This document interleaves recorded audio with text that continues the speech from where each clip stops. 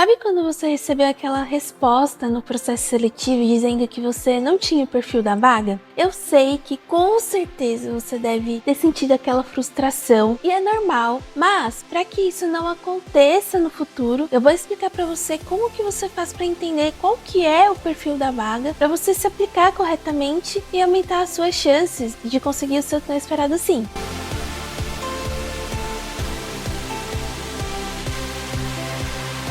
Obrigada por você estar aqui na Renova Minds, o canal que ajuda você a vencer no mercado de trabalho, priorizando a sua saúde mental. Meu nome é Carla Renó e para a gente falar sobre o que é o perfil da vaga, eu vou usar como referência um artigo da GUP, que é uma plataforma que, entre outras coisas, ajuda as pessoas selecionadoras a encontrarem pessoas para preencher as suas posições de trabalho. Enquanto está carregando aqui, eu vou pedir para você deixar o seu like para me ajudar, se inscrever nesse canal, ativar as notificações para você ficar por dentro de tudo que acontece por aqui. E agora vamos à definição, o que é o perfil da vaga. De acordo com a GUP, o perfil da vaga é um conjunto de características que tem um profissional, considerando tópicos que vão além da capacidade técnica para executar a função. Então, por mais que dentro do perfil profissional tenha a parte sim de quais são as coisas técnicas que você sabe fazer para executar aquela função, tem também características pessoais, como por exemplo habilidades interpessoais, também tem as suas motivações do dia a dia, sua visão de mundo. Então, quando acontece que uma pessoa gestora tem uma vaga que ela precisa ser preenchida, normalmente o time da RH conversa com a pessoa gestora e pergunta o que seria interessante que aquela pessoa tivesse, e aí com isso é feito o mapeamento de perfil da vaga. O que você precisa entender, internalizar na sua cabeça e no seu coração é que, como o perfil da vaga não é composto apenas pela parte técnica da função, muitas vezes quem acaba sendo escolhida ou escolhido para preencher a vaga não é a pessoa que tem a qualificação técnica melhor, mas o que foi o diferencial para a pessoa conseguir aquela posição foram outras características que não têm a ver diretamente com habilidades profissionais. Para deixar bem explícito o que isso quer dizer, eu fiz um diagrama de Venn aqui, eu vou deixar na tela para você acompanhar junto comigo e vamos analisar esse diagrama e eu vou aprofundar explicando o que é cada uma dessas competências que eu coloquei ali que formam o perfil do profissional. Competências técnicas. Quando você olha uma vaga, é muito frequente que você veja dois tipos de competências técnicas. Aqueles requisitos que são obrigatórios e aqueles requisitos que são desejáveis ou opcionais. Qual é a diferença entre eles? Os requisitos que são obrigatórios são conhecimentos que você precisa ter para executar as atividades propostas no anúncio da vaga.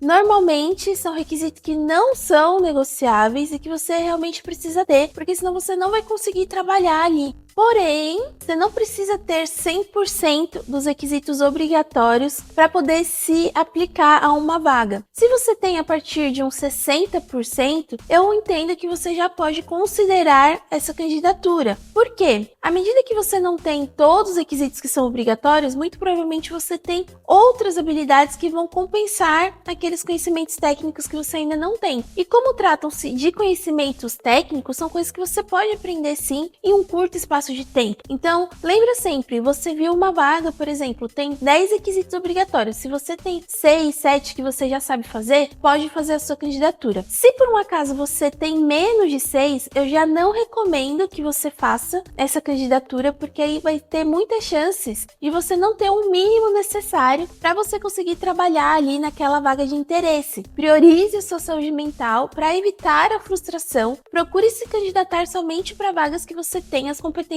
técnicas de fato para poder executar as atividades propostas no anúncio da vaga. E para aqueles requisitos que não são obrigatórios, que são diferenciais, que são opcionais, mesmo se você não tiver, você pode sim se candidatar, porque são requisitos desejáveis. São coisas que não são basilares para a execução da sua função ali, de acordo com o recrutador ou recrutadora que fez ali o anúncio da vaga. São coisas que são um plus, que se você tiver, melhor, porque aí você vai sair na frente em relação a outras pessoas candidatas que não tenham aquele conhecimento. Então, sempre verifique sobre isso e procure sempre se candidatar àquelas vagas que têm mais a ver com as coisas que você já sabe fazer. Competências emocionais. Essas são um conjunto de coisas que mostram como você interage com as outras pessoas, tanto para você transmitir informações, quanto para você receber informações, quanto também para você organizar as entregas que você vai fazer, o que as outras pessoas vão fazer. Tudo depende da função que você vai executar. Você já ouviu muito falar sobre isso, talvez com o nome de soft skills ou então competências socioemocionais. Para elucidar a respeito desse ponto, eu vou deixar aqui na tela um trechinho sobre a Base Nacional Curricular da Educação, que ela mostra 5 competências socioemocionais que são muito frequentes e usadas no ambiente de trabalho. Se você quiser fazer a pesquisa com mais tempo, você vai ver que tem outras entidades que também falam sobre isso e que elas colocam outros números de competência. Então você vai ver que tem 5, tem 7, tem 9, enfim. Mas essas eu acho que são boas pra gente começar a conversar, porque são coisas que a gente vê sempre ali no ambiente de trabalho. E se você quiser que eu faça um vídeo específico só pra falar sobre competências socioemocionais,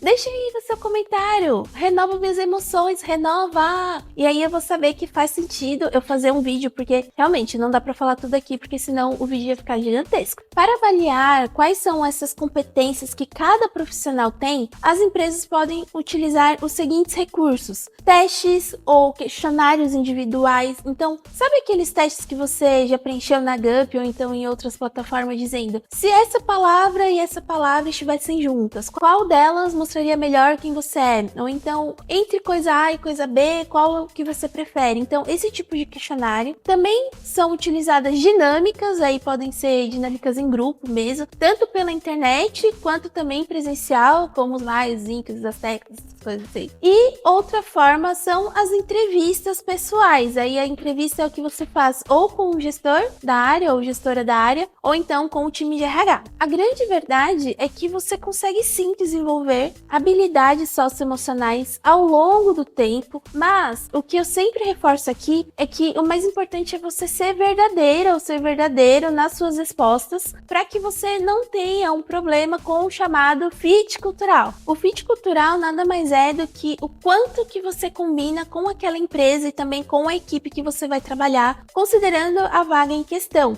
Então, no fit cultural entra assim, seus comportamentos, suas atitudes, sua visão de mundo, o que você acha que é certo, o que você acha que é errado. Tudo isso vai compor esse match, se você combina ou não com a empresa e também com as pessoas que você vai trabalhar. Isso para a empresa é muito importante, porque a parte que é técnica, normalmente as empresas entendem que você pode aprender, inclusive em um curto espaço de tempo, e pode ali entrar e contribuir à medida que você for aprendendo sobre isso. Só que o fit cultural é uma coisa muito de você, não tem muito como você mudar certas coisas. Então, por mais que você tente simular na entrevista, ou mesmo nas suas respostas, dos testes, etc., é muito difícil você manter isso. E mesmo se você mantiver por muito tempo, pode ser uma coisa pouco saudável, porque aí você vai estar em um ambiente que não é exatamente adequado para você. Coisas como, por exemplo, utilizar determinadas gírias no ambiente de trabalho. Você vai ver que em algumas empresas isso é permitido, em algumas empresas isso não é tão bem visto. O jeito que você vai se vestir, o jeito que você vai atuar no seu dia a dia, por exemplo, se você entra no horário e sai exatamente no horário, ou então se você tem uma cultura ali que é mais relacionada a trabalhar muito, então você entra mais cedo, sai mais tarde, entra mais tarde, sai mais tarde. Então, tudo isso compõe o fit cultural e é importante que você consiga, além de transmitir o que você acha que é mais relevante para você na sua trajetória profissional, que você consiga também entender o que é importante para a empresa, para você ver antes até ou durante a entrevista se aquilo combina ou não com o que você quer com o seu futuro. Motivações pessoais. A sua motivação pessoal pode estar mais relacionada a um salário, a dinheiro mesmo, você querer ter um salário X que proporcione coisas para você, coisas para sua família, ou então sua motivação pessoal pode estar mais relacionada a ter uma qualidade de vida mais balanceada entre trabalho e as coisas que você vai fazer fora do trabalho. Pode estar relacionado também a você querer ser mais reconhecida ou reconhecido ali como profissional da sua área de atuação. Não tem certo ou errado para motivações pessoais. Cada um tem a sua e tá tudo bem. O ponto é que quando você tá num processo seletivo, muitas vezes essas motivações motivações pessoais contam também para avaliação se você tem ou não o perfil da vaga. Vamos a um exemplo prático aqui. Você tem uma motivação pessoal que é de equilibrar a sua vida pessoal com a sua vida profissional e você quer ser aquele profissional que é assim,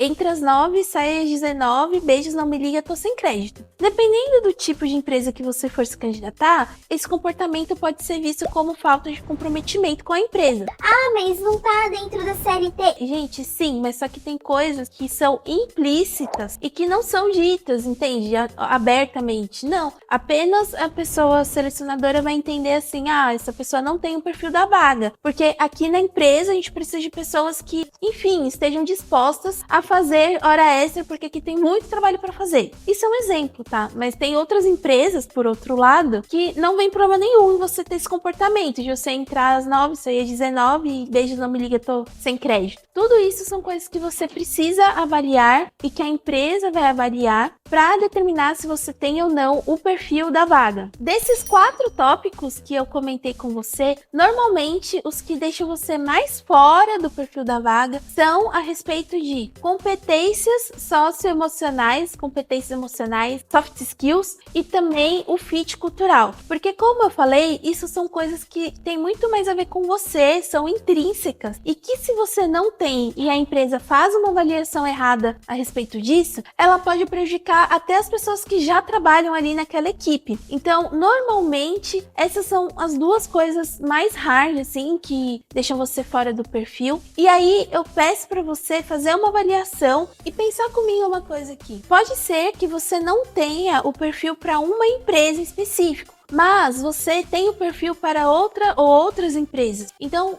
antes de você fazer a sua candidatura, procure sempre avaliar, além dos requisitos técnicos, se aquela empresa combina com você. Para te ajudar nessa missão, eu recomendo fortemente que você consulte as avaliações de outras pessoas no Glassdoor, que é uma plataforma que conecta profissionais dessa forma e as pessoas colocam lá a opinião delas sobre as empresas e também o salário que elas têm. E é tudo anônimo, então você também pode fazer sua contribuição. Quando você entrar, se você ainda não tem a conta no Glassdoor, ou se você passou mais de 12 meses sem fazer nenhuma avaliação, você vai ter que fazer para você ter acesso às avaliações das outras pessoas. Vou deixar o link na descrição do vídeo para você dar uma olhada, se você ainda não conhece. E aí, se for possível, além de consultar o Glassdoor, converse com pessoas que trabalham na empresa. Se der, converse com pessoas que trabalham na empresa que você tem interesse, na vaga ou na área que você tem interesse, para você conseguir coletar essas informações e se sentir mais segura ou mais seguro na hora de fazer a sua candidatura. Lembre-se sempre que o contrato de trabalho é composto por 2 partes. Tem a parte da empresa, mas tem a parte de você também. Então, ao passo que a empresa avalia se você tem o perfil da vaga, você também precisa avaliar a empresa, porque você também pode escolher onde que você quer trabalhar. Você não é obrigada ou obrigado a escolher qualquer empresa que te escolha, não. Do mesmo jeito que você precisa ter perfil para trabalhar ali naquela empresa, a empresa precisa ter perfil para ter uma profissional ou um profissional como você no seu quadro de funcionários. Um beijo para você e até o próximo vídeo.